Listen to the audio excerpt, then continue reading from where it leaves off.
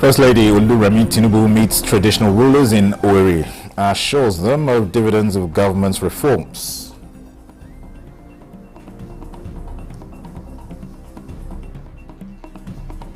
Heads of West African electoral commissions arrive at Ghana ahead of Saturday's elections.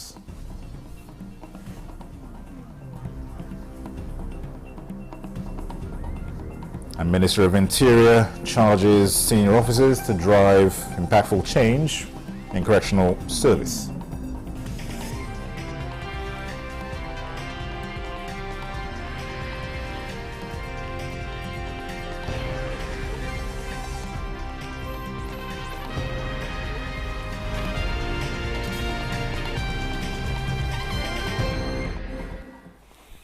Hello and welcome to the news desk at 3 on Nta News24. We're live in Abuja. I am Dennis Adegunloye. Nigeria's First Lady Nta is in Owerri, Imo State on a two-day visit. The First Lady, who arrived the state earlier today, paid a courtesy call on the Eze Imo, His Royal Majesty Dr. Emmanuel Okeke, at his palace. She is currently meeting with traditional rulers in the state to appreciate their support during the 2023 elections, take inputs and provide reassurance on the potential dividends of government reforms. The First Lady is also scheduled to receive an honorary doctorate degree from the Federal University of Technology, Owerri. To advance democracy and the electoral process in West Africa, the network of heads of West African electoral commissions is in Accra, Ghana, ahead of Saturday's presidential and parliamentary elections.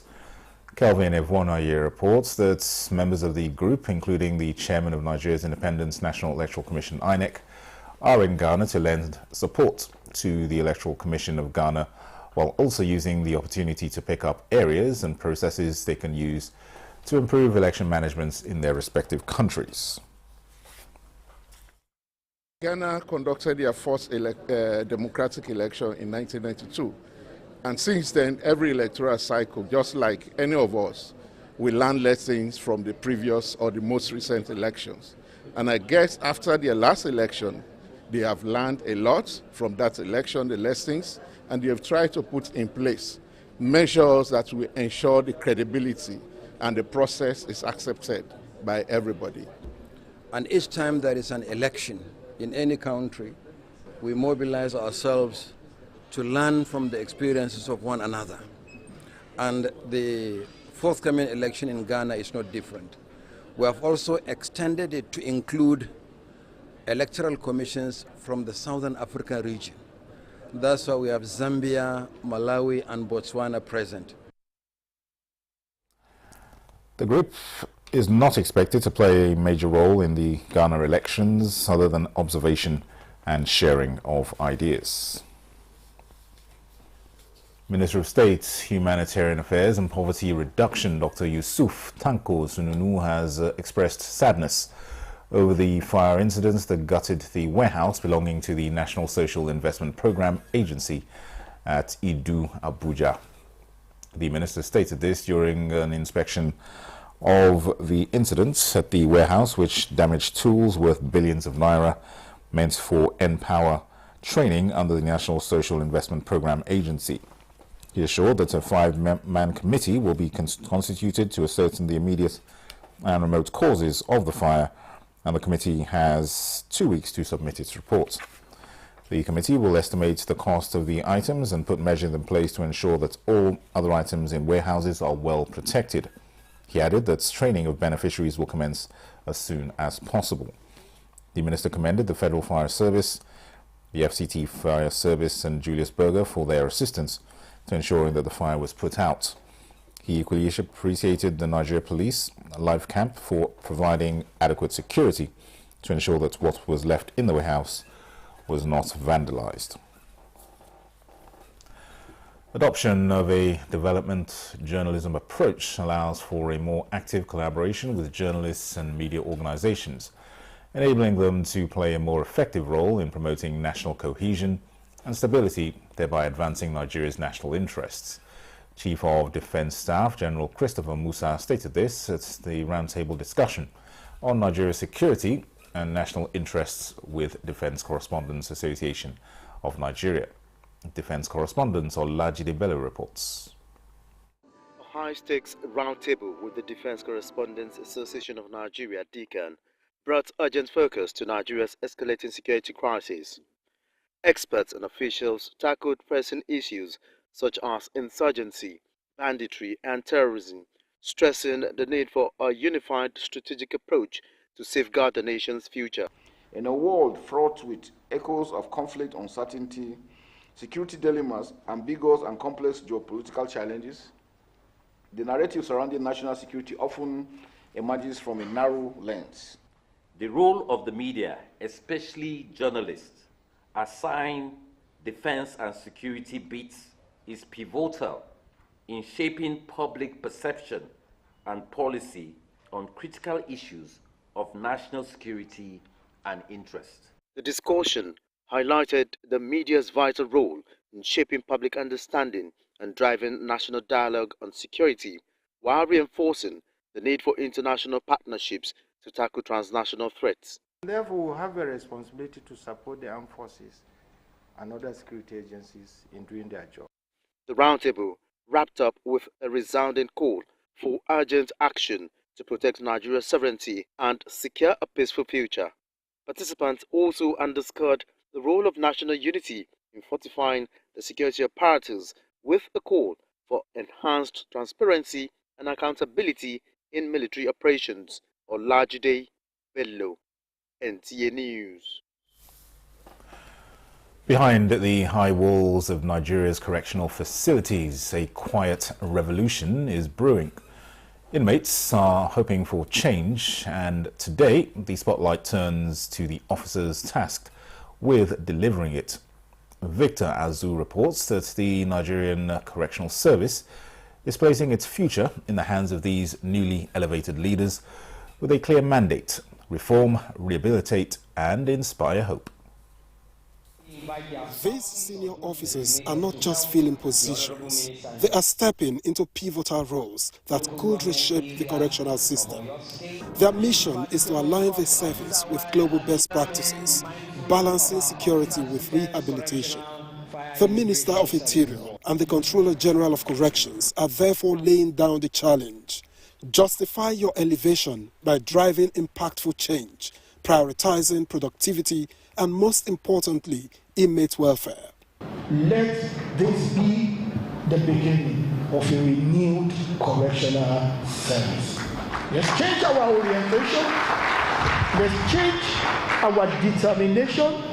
This milestone will go a long way in motivating correctional officers to rise up to the challenges and complexities of modern corrections and custodial management. For the newly promoted Assistant Controllers General, Habiba Ahmed and Ismaila Adagiri, the stakes are clear. Their focus will be on training personnel and improving inmate welfare, areas that could transform lives within and beyond the custodial walls. Training makes you more capable to produce. Through training, you know exactly how to help an inmate to realign his mind or to change his mind from being an offender to being a positive member of the community. I have intention that as an Assistant Controller General of Nigerian Correctional Service to see how we can improve in the welfare of inmates, and there is improvement in their feeding through production in the farm centers. As these leaders take up their new roles, expectations are high. Their efforts could redefine the Nigerian Correctional Service, turning challenges into opportunities for meaningful reform and rehabilitation. In Abuja, Victor Azu, Nta News. The National Hospital Abuja, having recorded many firsts in its 25 years history, is poised to leverage on government support, technology and public-private partnerships to surpass previous achievements. Chief Medical Director Mohammed Raji Mahmood, reeling out strategic plans of the hospital going forward, on Good Morning Nigeria, is optimistic of being the best and a complete patient centre. Lydia Sampson reports. Though the life-saving role played by the National Hospital calls for everyday celebrations, the Chief Medical Director says celebrating milestones provides the needed platform for reflection and strategic planning towards sustainable health service delivery. We are working towards having systems, strengthen the systems, and also create better systems that would really give a lot of succor and efficiency to, efficiently to the Nigerian citizens and also any of our clients that comes from any part of the world. We are looking forward to increased professionalism amongst our staff in terms of patient-centered care. The hospital CMD also lauded the hospital's pioneering laparoscopic and robotic surgery, which differs from traditional open surgery because they require small incisions using camera to magnify view of the process. Management staff of the hospital who were part of the conversation highlighted some achievements which include expansion of pharmaceuticals, specialized training to include manufacturing, and having state-of-the-art equipment. Over time, we have various professional groups that have their week of activities. These ones to give back to the community. I'll talk about Pharmacy Week, the World Pharmacy Day. We did a match round. We gave out some cheap drugs like paracetamol, vitamin C that we could afford to the community. We also went to public places where we could give some health talk to make people know what kind of illness are rampant and what to do and where to go. Then we have emergencies will come in. Of course, those emergencies will take precedence over the elective cases. So we now have to wait sometimes. Well, okay, the emergency has to go in. So if I have my 5 or 6 major surgeries I wanted to do for that moment, I have to wait. Because there's no other theater space. Now that's why our CMD was talking about having a modular theater with specific subspecialties in those areas, and that will take the burden of these areas that we have already been used.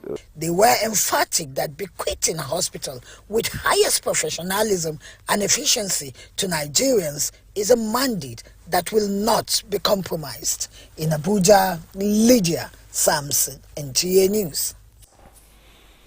This is the news desk at 3 on NTA News 24. More reports after this break. Stay with us.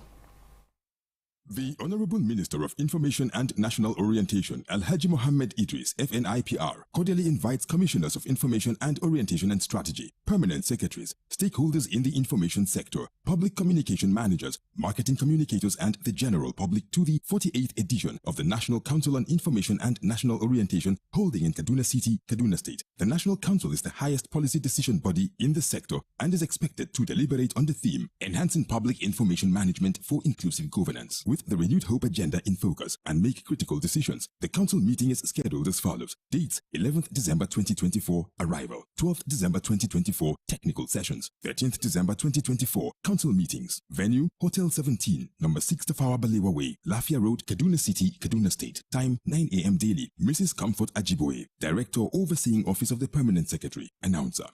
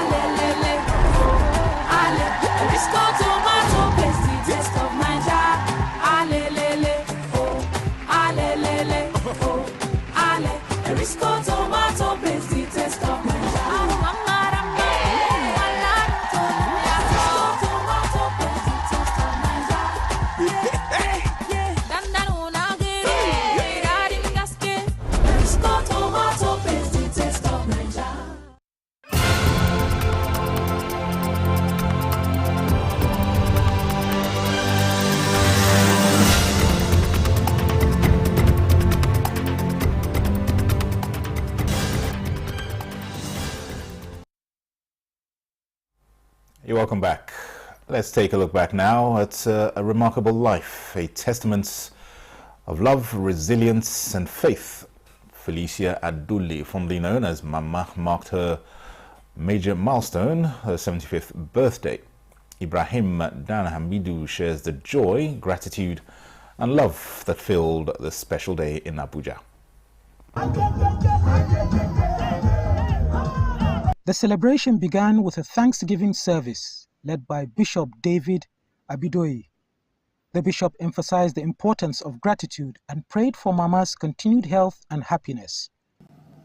It takes a heart of appreciation to enjoy a life of appreciation. Family and friends shared heartwarming stories and well wishes for the celebrant. She's not only my mother, she's my best friend. She's my gisting partner. Mommy Adele, happy, amazing birthday at 75. I want to say thanks to the Almighty for that. I thank God for my mother. It's her love for God. The birthday celebration was a vibrant affair with speeches, music and merriment.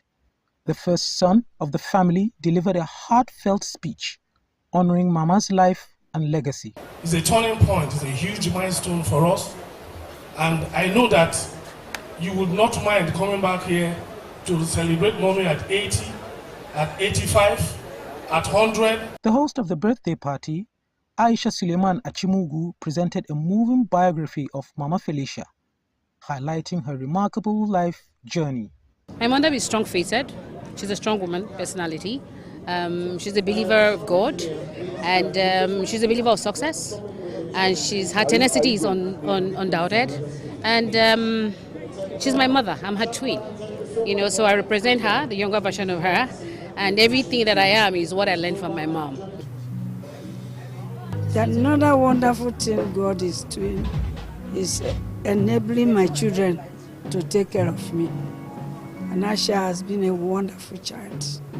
As they raise their glasses to toast Mama Felicia, they honor her life, love, legacy, and many more years of joy, happiness, and celebration.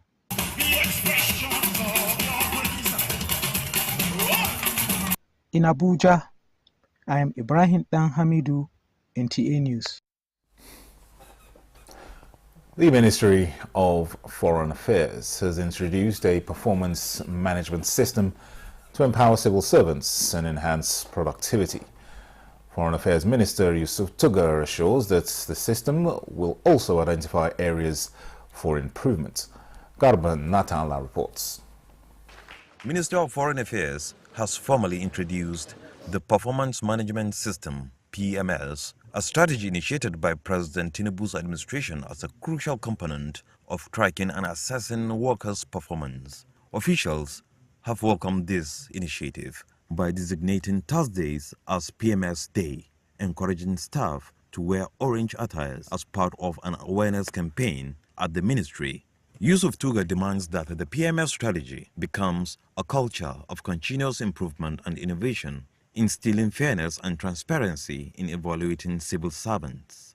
This is critical, not only in strengthening our ministry's role as a model of progressive diplomacy, but also advancing Nigeria's global standing. Everybody is going to be assessed based on performance management system, and nobody will be promoted without going through the performance management system. So if you think it is going to be the usual upper, let me emphasize here that upper has ended at the end of 2023. The minister and the permanent secretary urged staff to embrace the system to ensure that the ministry remains a beacon of excellence in public service as well as in line with global standard. This initiative is significant for all organizations concerned with achievement, as it is now part of the National Development Plan, replacing the former Annual Performance Evaluation Report, APA. In Abuja, Garba Muhammad Atala, Nta News.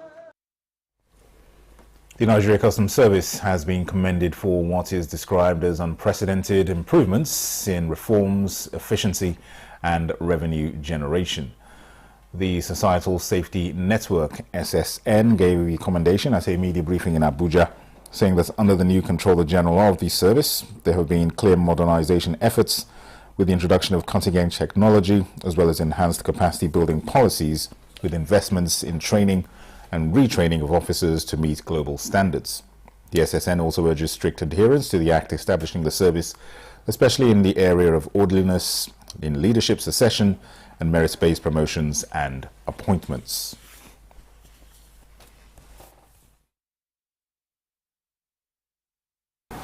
The recent transformation of the Nigerian Customs Service reflects a commitment to institutional excellence, ensure compliance with retirement laws, promote younger officers with fresh perspectives to foster innovation and energy within the service. Most importantly, now that President Bola Ahmed Tinubu GCFR-led administration is committed to reduce unemployment among youth in Nigeria.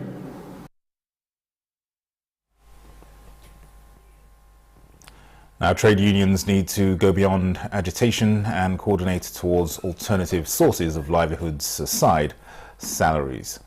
Professor Allah Nana Otaki of the University of Abuja advanced this position while presenting a paper on coping strategies under a difficult economy. Joseph Otsen reports this was at the National Executive Council meeting of the Association of Senior Civil Servants of Nigeria.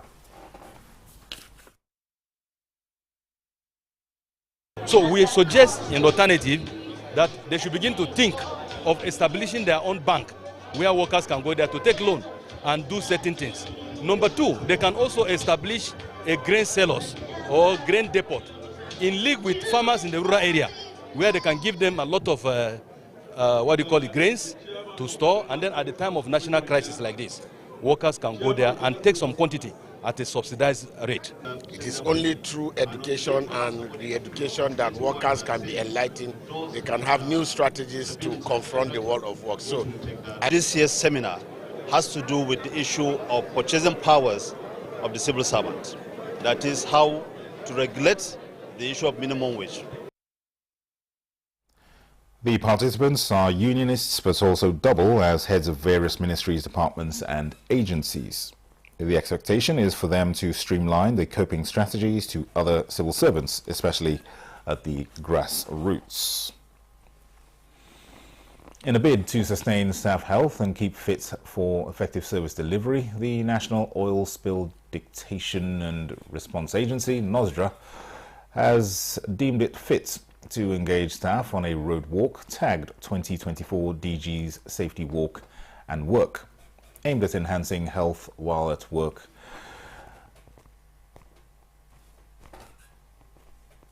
The walk, which commenced from the NOSDRA headquarters, Abuja, through the National Hospital area and back, had management and staff of the agency in attendance. The DG represented said NOSDRA does not take health of its staff for granted, hence the walk. Is going on simultaneously in all the zonal offices. We have 13 zonal offices and all of them are matching. And what we are doing that for, the Department of Occupational Safety has to do with the wellness of staff. And quarterly walk, we believe we will bring a healthy workforce. It is very important that the workforce is healthy and strengthened to give efficient and effective service delivery.